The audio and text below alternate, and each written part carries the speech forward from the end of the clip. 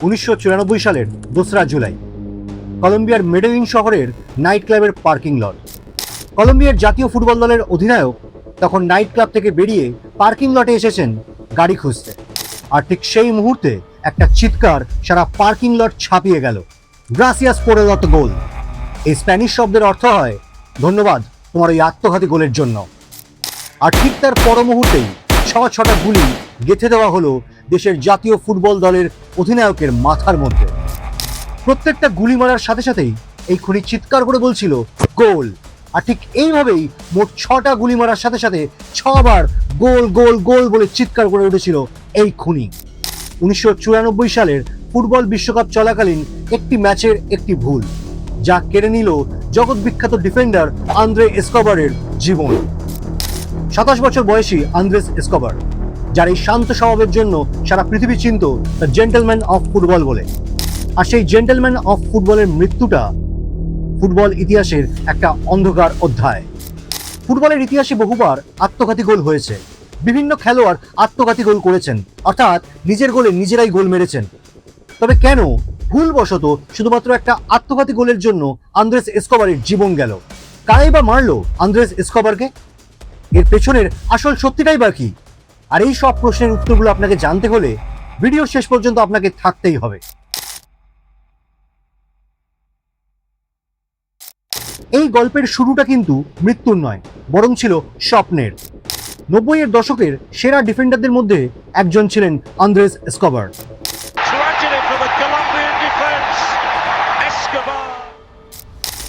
1984 সালের এই বিশ্বকাপে স্বয়ং পেলে পর্যন্ত বাজি ধরেছিলেন কলম্বিয়া জিতবেই। আর এই কলম্বিয়ার জাতীয় দলের অধিনায়ক ছিলেন স্বয়ং আন্দ্রেস এসকোবার। যে শহরের মাটিতে আন্দ্রেসের রক্তাক্ত দেহটা পড়েছিল, সেই শহরেই এই মানুষটার জন্ম। 1967 সালের 13ই মার্চ কলম্বিয়ার মেডেলিন শহরে জন্মগ্রহণ করেন আন্দ্রেস এসকোবার, যাকে বলা হতো এল কাবারেলো দেল ফুটবল, যার ইংরেজি কথায় অর্থ হলো দ্য জেন্টলম্যান অফ ফুটবল। শান্ত স্বভাব, বিপক্ষের খেলোয়াড়দের সম্মান দেওয়া, এসবের জন্য বিখ্যাত ছিলেন আন্দ্রেস এসকোবার। তিনি কলম্বিয়ার বিখ্যাত ক্লাব আতলেতিকো ন্যাশনালের হয়ে খেলতেনও। 1989 সালে এই ক্লাবকেই তিনি কোপা লিবার্তাদোরেস জিততেও সাহায্য করেছিলেন। ইউরোপের বড় বড় ক্লাবগুলিতেও তার খেলা নিয়ে চলতো আলোচনা। এমনকি বিশ্বকাপের পর ইতালির বিখ্যাত ক্লাব এসি মিলানেও তার যোগ দেওয়ার সম্ভাবনা তৈরি হয়। কিংবদন্তি ফুটবল ডিফেন্ডার ফ্র্যাঙ্কো বারেসির উত্তরসূরি হিসেবে তাকে ভাবা হচ্ছিল। কিন্তু এমন একজন শান্ত প্লেয়ারকে কেই বা মারলো? কারাই বা করলো চক্রান্ত?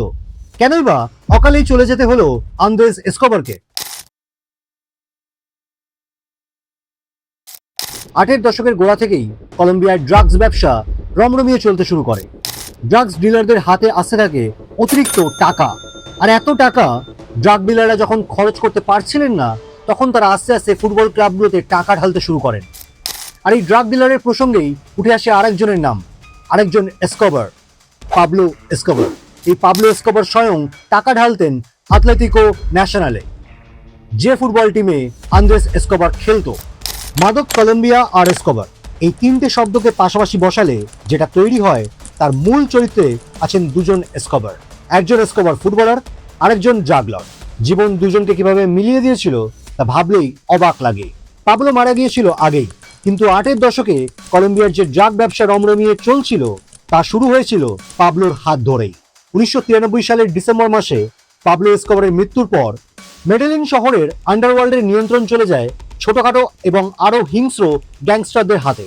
আইন শৃঙ্খলা বলতে কিছুই ছিল না তখন।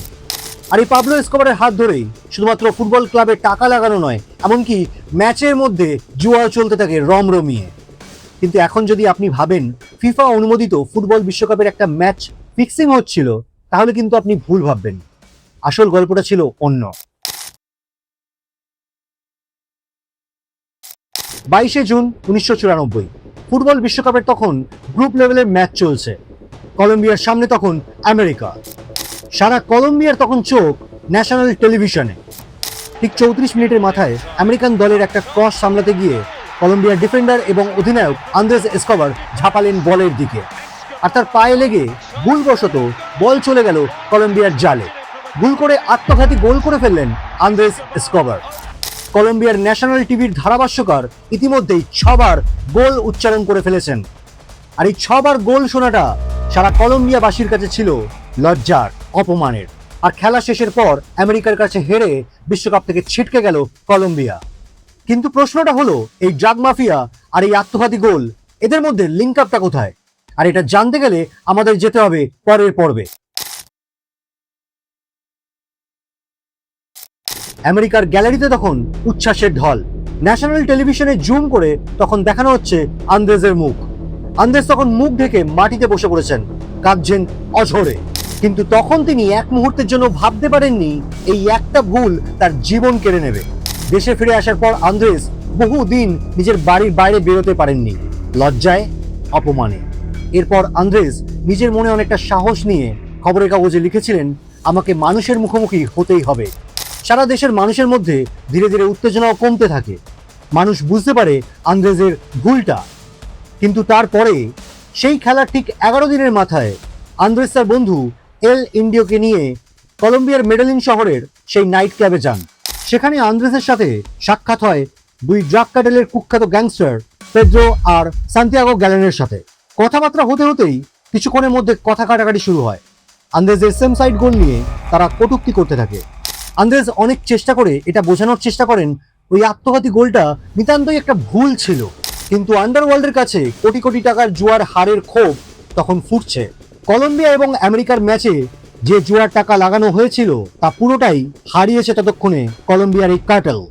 ড্রাগ কার্টেল মাফিয়ারা কোটি কোটি টাকা দিয়ে জুয়া খেলছিল এই ফুটবল বিশ্বকাপের ম্যাচগুলোকে নিয়ে। আর সেই দিন তারা কোটি কোটি টাকা লাগিয়ে দিয়েছিল কলম্বিয়া জিতবে বলে। কিন্তু আন্দ্রেজের সেম সাইড গোলে কলম্বিয়া হেরে যাওয়ায় হলো বিপত্তি, চলে গেল কোটি কোটি টাকা। আর এই খেলাতে অনেকগুলো টাকা লাগানোর পেছনে অনেকগুলো কারণ ছিল। প্রথম কারণ হিসেবে বলা যায় পেলের ভবিষ্যৎবাণী। 1994 সালের ফুটবল বিশ্বকাপ চলাকালীনই পেলে ভবিষ্যৎবাণী করেন যে কলম্বিয়াই এইবার জিতবে।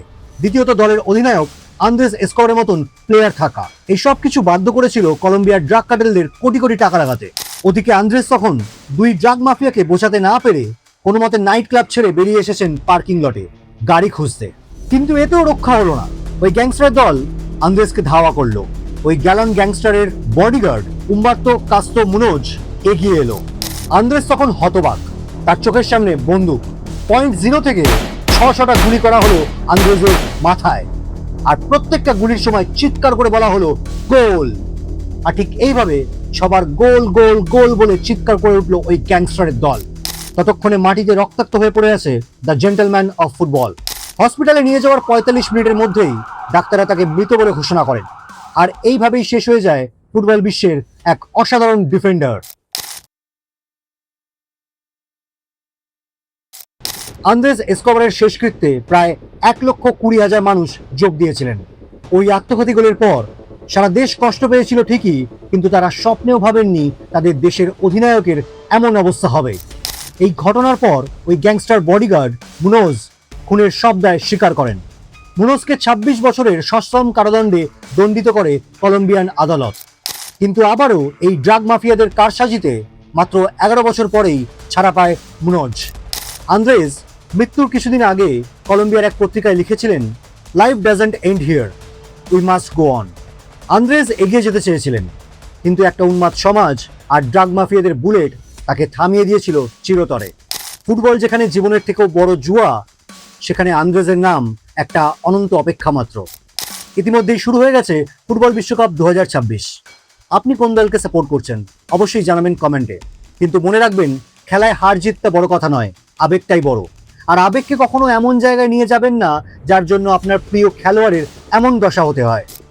নমস্কার, আমি স্বপ্নাধিক, ফিরে আসছি পরের ভিডিওতে। আর ততদিন ভালো থাকুন, সুস্থ থাকুন। ধন্যবাদ।